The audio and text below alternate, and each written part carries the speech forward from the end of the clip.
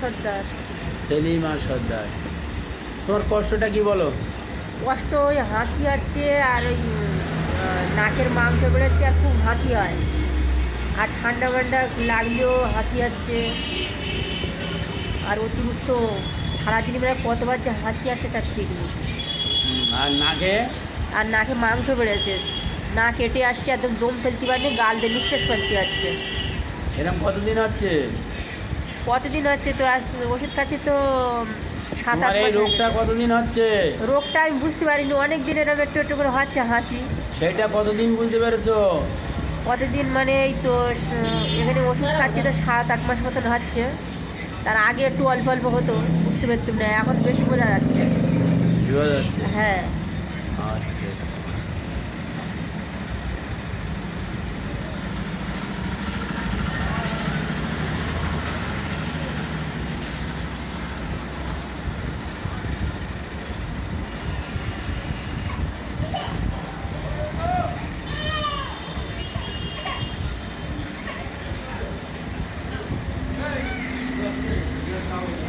আচ্ছা, আপনার নাম কি বললেন? সেলিমা সর্দার। হ্যাঁ।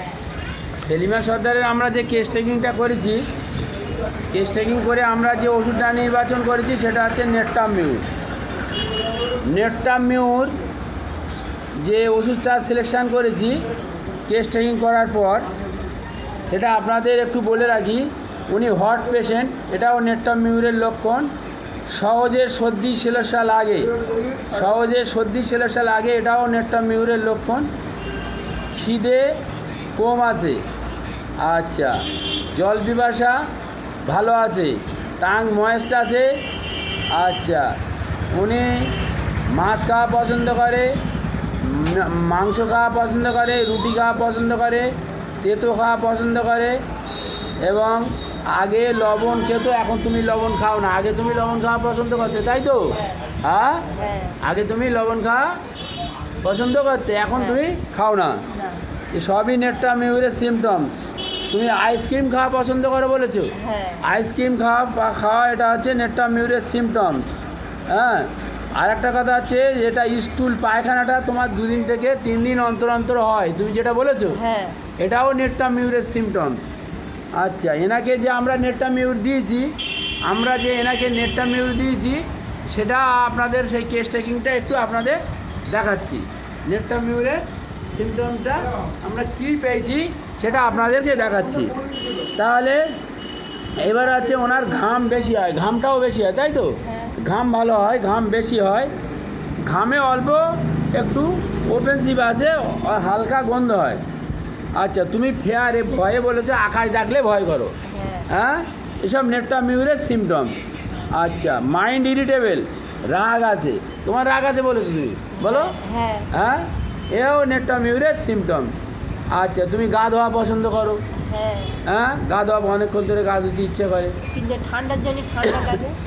ঠান্ডা লাগে তো, তো বলা হয়েছে তো, তোমার সহজে সর্দি শিলসা লাগে, এসব আমাদের নেটটামিউরের সিমটম। আচ্ছা, মেন্সটা স্ক্যানটি অল্প হয়, একটু একটু করে হয়, থামে আবার হয়, ক্লিয়ার হয় না। তাহলে আমরা এই সমস্ত সিমটমসের উপর ভিত্তি করে আমরা এনাকে নেটটামিউ দিয়েছি। রোগটা কি, রোগের পিছনে না ছুটে আমরা রুগীর যে লক্ষণ সমষ্টি, আমরা যে ওনাকে কেস টেকিং করেছি, সেই কেস টেকিং যে ওষুধটা উঠে এসেছে সেটা হচ্ছে নেটটামিউর। তাহলে আমরা কেস টেকিং করে ওষুধ দেবো, কোনো রোগের পিছনে ছুটবো না। নাকে পলিপস পড়েছে, এই ওষুধ দাও, টিকোরিয়াম দাও, নাকে পলিপস হয়েছে, ক্যালকেরিয়া দাও, নাকে পলিপস হয়েছে, খুজা দাও, এসব ব্যাপারে আমরা নেই। আমাদের মূল কথা হচ্ছে যে আমরা কেস টেকিং করার পরে যে মেডিসিনটা উঠে আসবে আমরা সেই মেডিসিনটা দেবো এবং উনি তাতে সুস্থ হয়ে যাবে। এইটা আমাদের হোমিওপ্যাথির মূল নীতি। তাহলে আমরা রোগের পিছনে না ছুটে আমরা কি করব, লক্ষণের পিছনে ছুটব। অর্থাৎ রুগীর আমরা তার যে লক্ষণ দেবে সেই লক্ষণ সমষ্টি সংগ্রহ করে আমরা ওষুধ দেবো। এনার নাকের ভেতরে যে পলিপস আছে, অ্যালার্জি আছে, হাঁচি আছে, সহজে সর্দি শিলসা লাগে, ধোঁয়া ধুলো লাগলে হাঁচি হয়, এই সমস্ত কষ্টে উনি অনেক দিন ধরে ভুগছেন। মেন্সের সমস্যা আছে, ইউরিনের সমস্যা আছে, স্টুলের সমস্যা আছে। তাহলে আমরা সেখানে তার সিমটমসের উপরে নির্ভর করে ওষুধ দেবো, কোনো রোগের পিছনে ছুটবো না। পিকিরাম দাও, নাকের ভিতরে পলিস, সুজা দাও, নাকের ভিতরে পলিস, ল্যাকক্যানিনাম দাও, নাকের ভিতরে পলিস, ক্যালকেরিয়া কাপ দাও, নাকের ভিতরে পলিস। আমরা এ লাইনে যাব না। হ্যাঁ, আমরা যে সিমটমস পাবো সেই সিমটমসের উপর নির্ভর করে আমরা তাকে ওষুধ দেবো। এনার যে ওষুধে সিমটমস আমরা পেয়েছি সেটা হলো নেট্টামিউর। বলুন, আপনার যে ওষুধের সিমটমস আমরা পেয়েছি তার নাম কি বলেছি? নেট্টামিউর। হ্যাঁ। বলুন, নামটা বলুন। নেট্টামিউর। নেট্টামিউর। আপনি আসবেন, খাবেন, একটু সময় লাগে, কিছু একটু সময় লাগে, আপনি সম্পূর্ণ ভালো হয়ে যাবেন। অ্যালোপ্যাথিতে আপনার এই নাকের পলিশ ওরা কী করে? ছুরি দিয়ে কাটে। আমরা বিনা অস্ত্রে, বিনা রক্তপাতে হোমিওপ্যাথি আপনাকে সম্পূর্ণ সুস্থ করে দেবো। আশা করি আপনি সুস্থ হয়ে যাবেন, আসবেন, ওষুধ খাবেন।